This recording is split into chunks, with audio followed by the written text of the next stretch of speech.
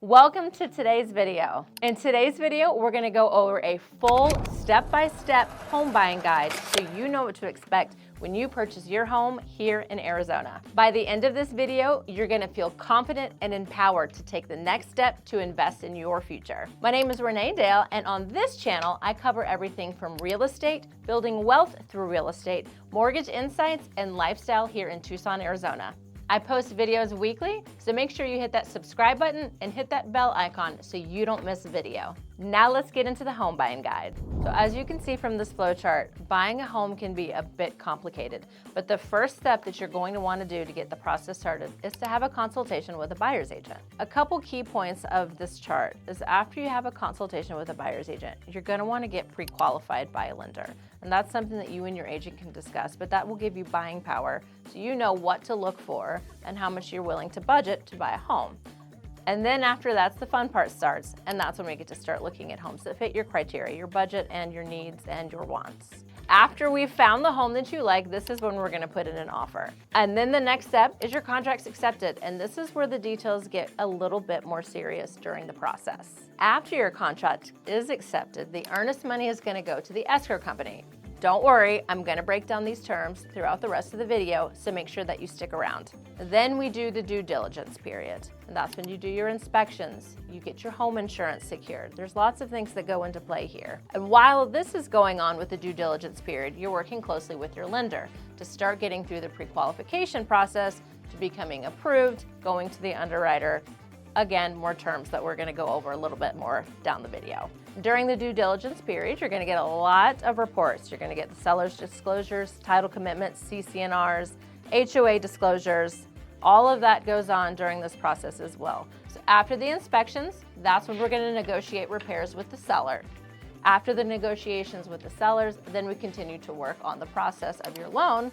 And then eventually we come to the closing day. There are a couple steps in between, and again, we'll go through that as we go along the process. And then once we get to the end and we close, you get your keys to your brand new house. Now that we've covered the general flow chart, let's get into the details. Once we've had our consultation and we have decided that we are going to work together, there are 4 main buyer documents that you need to be aware of.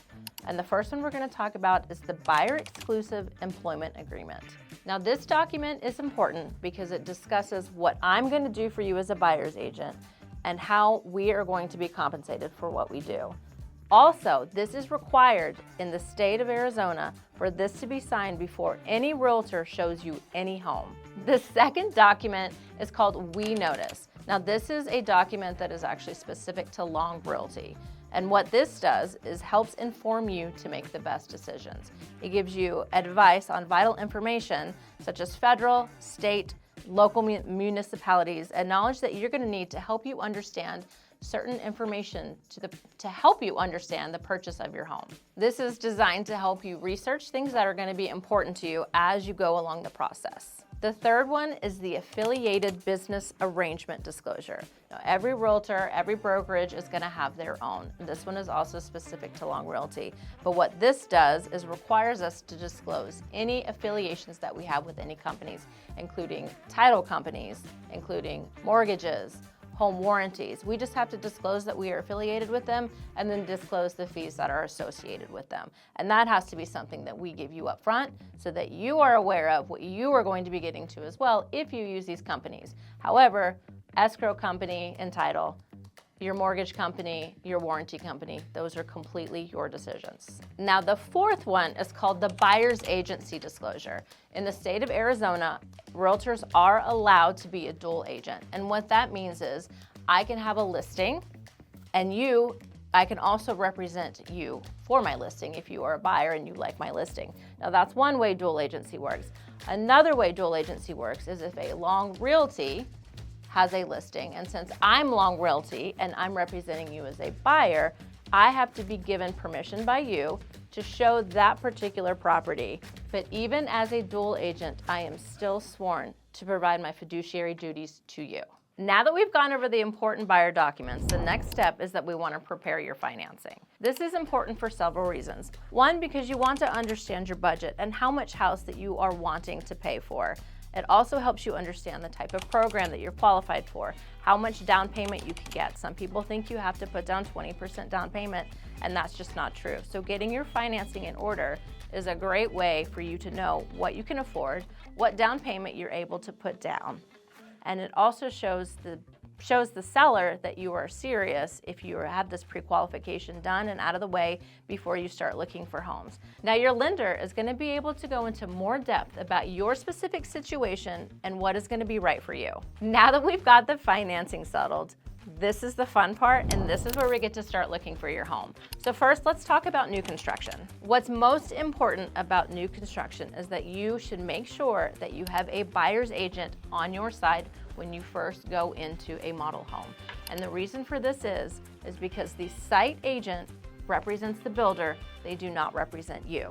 If you go into a model home and you do not have your agent present or do not tell them that you are working with an agent, your agent will no longer be able to represent you during the new construction process. What's important to know about this new construction process also is that the contract that you are going to be provided is a builder's contract, and that builder's contract is very protective of the builder. There are some things about this contract that you may not be aware of.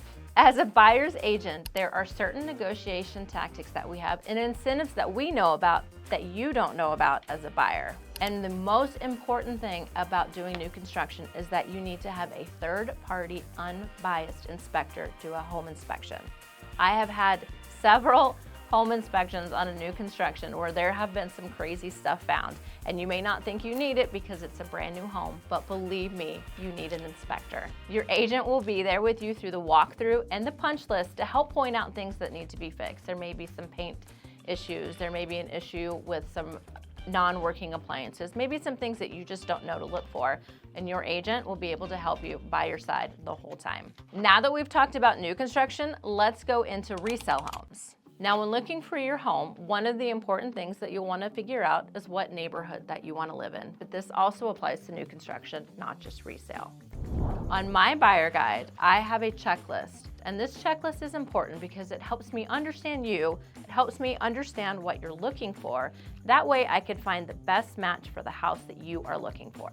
On this checklist, it has things like, how many bedrooms do you want? What square footage do you want? Do you want a view? Do you want a pool?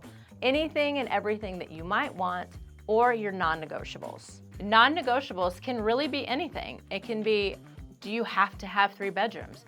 Do you have to have a pool? Does the HVAC have to be under 10 years? And then there are things that may not be non-negotiables. You prefer to have tile, but maybe the home has carpet. These are things that we can discuss, and filling out this checklist will help me with that. After we find you the home that you want, let's talk about the life of the transaction. So the first step we're gonna do is craft an offer that we're going to send the seller. And one of the important things to know that your agent will need to know is what the market is doing. Is it a seller's market? Is it a buyer's market? So our goal is to get an offer that the seller is going to accept. When we do submit the offer, there are some different things that can happen.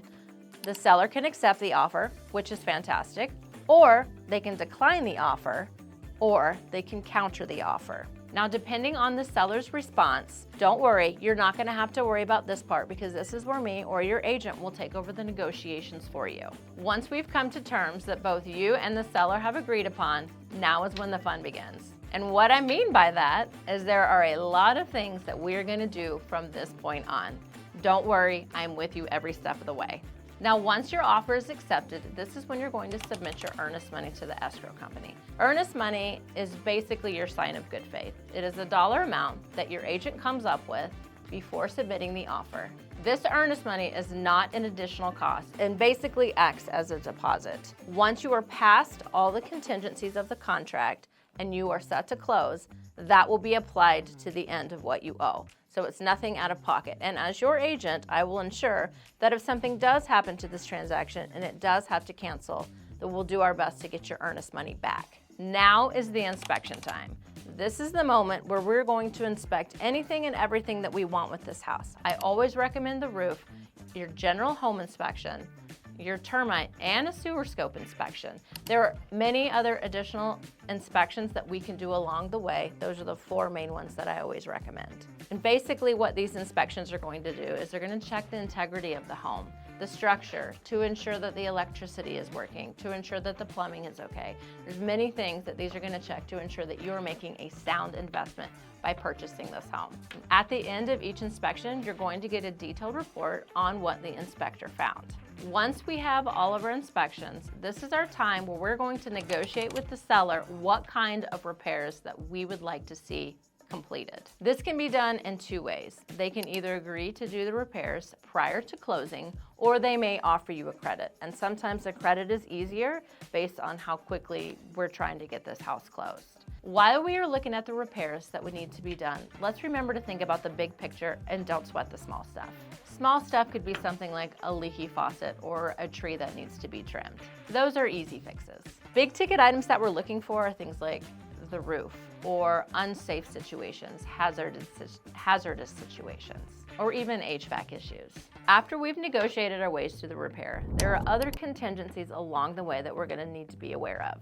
One of the items I encourage being done during the due diligence period is checking with your home insurance to make sure that the home can actually be insured. This is a contingency that will prevent you from potentially getting a loan or getting the house. Another contingency is the title commitment, and this essentially is the process of examining the public records. It determines legal ownership of the house, if there are any liens against the property, any liens against the owner, things that we need to know about that we want to make sure aren't carried to you when we get to the closing table. If you are a buyer with financing, your loan and the appraisal situation is also going to be a contingency. The appraisal is essentially what the home is worth and will determine what the lender is willing to loan on the house. Now we've gotten through all the contingencies and closing day is upon us. Before we get to the closing table, there are a couple things that we're going to need to do. The first thing is we want to do our final walkthrough of the house, and ideally this is done about 3 days prior to closing. In case there's something that with the house that we don't approve. Let's say they've put a hole in the wall that wasn't there when we put the offer in, or there are some items that they agreed to repair that the sellers did not repair. This gives us the opportunity to cure the seller so that we can continue to close on the day we are supposed to close. If you are financing a loan, you're going to need to get your closing disclosures from your lender. That is something that I will also keep up with to ensure that the lender has sent to you 3 days before closing. Another key factor to closing day are your closing costs, to make sure that you have those in order. Closing costs can vary based on the home's purchase price and your down payment.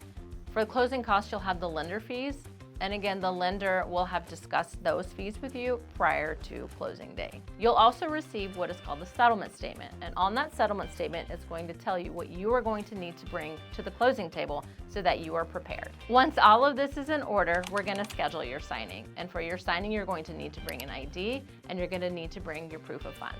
And what I mean by proof of funds is a cashier's check or wire of what you are bringing, of what your closing costs are. Now, signing doesn't necessarily happen on closing day. It can happen a couple days before. Now, your signing day isn't necessarily your closing day. Your closing day is the day that the paperwork gets sent to the county and is recorded. And once it is recorded, then you have closed and the property is now yours. And after you've recorded, you get the keys to your new home. We just covered the full step-by-step home buying guide. If you have any further questions, you can drop a comment below, or you can reach out to me. All my contact information is going to be in the description below. If you got any value from today, be sure to hit that subscribe and that like button. And we'll see you on the next video.